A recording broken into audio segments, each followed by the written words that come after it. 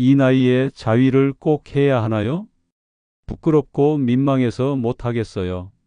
안녕하십니까? 비뇨기과 전문의 박정우입니다. 오늘 말씀드릴 이야기는 조금은 조심스럽고 조금은 민감한 주제입니다.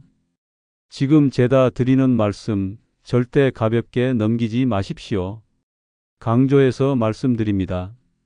꼭 자위를 하셔야 합니다. 아침에 일어났을 때 힘없이 축 처져 있고 밤마다 화장실에 몇 번씩 가느라 제대로 잠도 못 잤던 이유가 자위를 안 해서 생기는 문제일 수 있다는 사실 알고 계셨나요? 이건 단순한 위생이나 습관의 문제가 아닙니다. 정액이 정체되면 전립선이 망가지고 그게 소변, 발기, 수면, 활력까지 무너뜨립니다.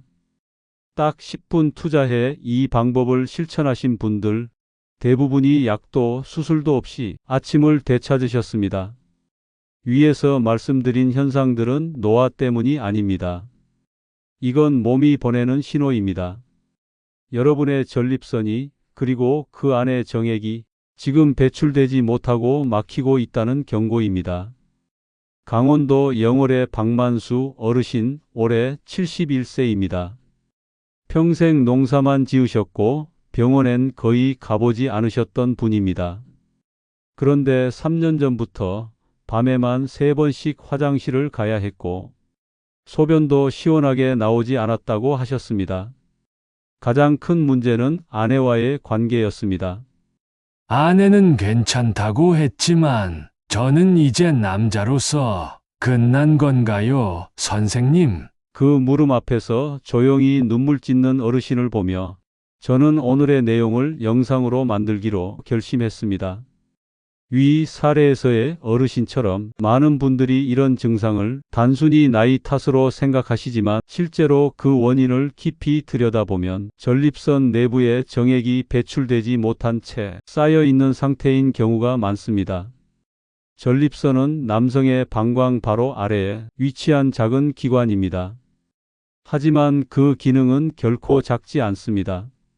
정자의 활동을 돕기 위한 액체, 즉 전립선액을 만들어 저장하고 필요할 때 몸 밖으로 배출되도록 돕는 역할을 하죠. 그런데 이 전립선액이 정기적으로 배출되지 않으면 말 그대로 전립선 내부에 체증이 생기게 됩니다. 도로에 차가 막히면 교통이 마비되듯 전립선도 배출이 되지 않으면 염증과 압박으로 인해 부풀어 오르고 결국엔 소변을 누르기 어렵고 아침 발기도 줄어들고 부부 관계도 점점 어려워지는 겁니다. 예를 들어 싱크대 배수구에 음식물 찌꺼기가 조금씩 쌓이면 처음엔 물이 좀 더디게 내려갈 뿐이지만 계속 방치하면 결국엔 완전히 막혀버립니다. 전립선도 마찬가지입니다. 배출되지 못한 정액이 안에 머물며 단단하게 굳어지고 이게 염증과 부종의 원인이 되는 겁니다. 더 놀라운 건 대부분의 남성들이 이 사실을 모르고 살아간다는 점입니다. 배출을 못하고 있다는 사실조차 인식하지 못한 채 증상만 참고 견디며 병을 키우는 경우가 많습니다. 그리고 이 문제가 더 오래 방치되면 결국 약을 평생 복용하거나 수술까지 가야 할 수 있습니다. 하지만 반대로 제때 정기적으로 정액을 배출해주는 습관만 잘 들이면 이 모든 증상을 미리 막을 수 있습니다. 제가 이렇게 말씀을 드리면 많은 어르신들이 이 나이에 무슨 하고 말끝을 흐리십니다. 특히 부부 관계가 줄어들고 혼자 사시는 경우라면 정액을 배출할 기회 자체가 거의 없죠. 그래서 제가 말씀드립니다. 자위를 하세요. 자위는 절대 민망한 행동이 아닙니다. 이는 의학적으로 매우 건강한 습관이며 특히 전립선 건강을 위해 꼭 필요한 관리법 중 하나입니다. 2016년 하버드 의과대학 연구팀은 50세 이상 남성 3만여 명을 18년간 추적 조사한 결과 월 21회 이상 정액을 배출한 사람들은 월 4에서 7회만 배출한 사람들보다 전립선암 위험이 33% 낮았다는 통계를 발표했습니다. 또한 호주 시드니 대학의 연구에 따르면 주 3회 이상 정액을 배출하는 남성은 전립선 관련 질환 위험이 22% 감소한 것으로 나타났습니다. 이제는 명확해졌습니다. 정기적인 정액 배출은 전립선 질환을 예방하는 강력한 의학적 방법입니다. 자위에 대한 부끄러움은 세대적 인식의 문제이지 과학적으로는 오히려 권장되고 있는 건강관리 방법입니다. 미국 비뇨기과학회에서도 파트너가 없는 고령 남성에게는 정기적인 자위가 전립선 건강에 필수적이다라고 권고하고 있습니다. 그렇다면 어떻게 자위 행위를 전립선 건강에 효과적인 방식으로 할 수 있을까요? 단순히 자극해서 배출하는 것만으로는 부족할 수 있습니다. 전립선에 직접적인 도움이 되도록 자극의 방향과 방법을 바꿔야 합니다. 저는 이걸 전립선 활력법이라고 부릅니다. 자, 지금부터는 더욱 집중해서 들어주시기 바랍니다. 첫 번째, 편안한 공간을 만드세요. 심리적 안전이 보장되는 조용한 장소가 좋습니다. 욕실이나 침실이 가장 일반적이고 가능하다면 샤워 직후 따뜻한 상태에서 하는 것이 이상적입니다. 몸이 이완되면 혈류가 좋아지고 전립선 자극 효과도 더 커집니다. 둘째, 충분한 시간 확보가 중요합니다. 너무 급하게 하면 전립선 주변까지 자극이 가지 않습니다. 최소 10분 이상 여유 있게 자위를 하세요. 셋째, 편안한 자세를 선택하세요. 누워서, 앉아서 또는 반쯤 기댄 자세도 좋습니다. 무릎이나 허리에 통증이 있다면 누운 자세가 가장 무리가 없습니다. 넷째, 윤활제 사용을 꼭 권장합니다. 마찰이 심하면 피부에 자극이 되고 통증이 생깁니다. 약국에서 구할 수 있는 젤이 가장 좋고 대체로는 올리브유나 코코넛 오일도 괜찮습니다. 단, 비누나 로션은 점막에 자극이 되므로 피하셔야 합니다. 다섯째, 자극 부위를 바꾸세요. 대부분의 남성은 성기의 끝부분만 자극하는 습관이 있지만 전립선 건강을 위해서는 성기 아래쪽, 즉 뿌리부터 항문 사이까지를 포함해 자극하는 것이 중요합니다. 이 부위를 회음부라고 부르며 전립선과 가장 가깝게 연결된 부위입니다. 더욱 자세하게 실천 순서를 간단히 정리해 드리겠습니다. 첫째, 성기 전체를 천천히 자극하며 둘째, 회음부를 부드럽게 누르거나 문질러 자극을 줍니다. 셋째, 사정 직전에는 잠깐 멈췄다가 다시 시작하는 방식으로 2에서 3회 반복하면 자극 효과가 더 큽니다. 이 방법을 주 2~3번만 꾸준히 실천하면 3개월 이내에 분명한 변화를 경험하실 수 있을 거라 확신합니다. 선생님, 저 남자로서 끝난 것 같아요. 이 말은 제가 진료실에서 가장 많이 듣는 말 중 하나입니다. 그 말은 대부분 몸보다 마음이 먼저 무너졌다는 뜻입니다. 하지만 전립선 활력법을 실천하신 분들은 공통적으로 이렇게 말씀하십니다. 선생님, 저 요즘 다시 살아나는 기분이에요. 우리 동네 강병호 어르신은 올해 74세입니다. 전립선 비대증 진단을 받고 약을 몇 달 복용했지만 큰 효과는 없었습니다. 밤마다 4~5번씩 화장실에 다니고 소변도 시원하지 않았죠.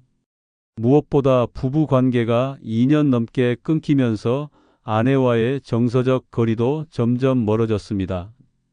제가 전립선 활력법을 권해드렸을 때 처음엔 무척 부끄러워 하셨습니다. 이 나이에 그런 걸 다시 해야 하나요? 라고 하시더군요.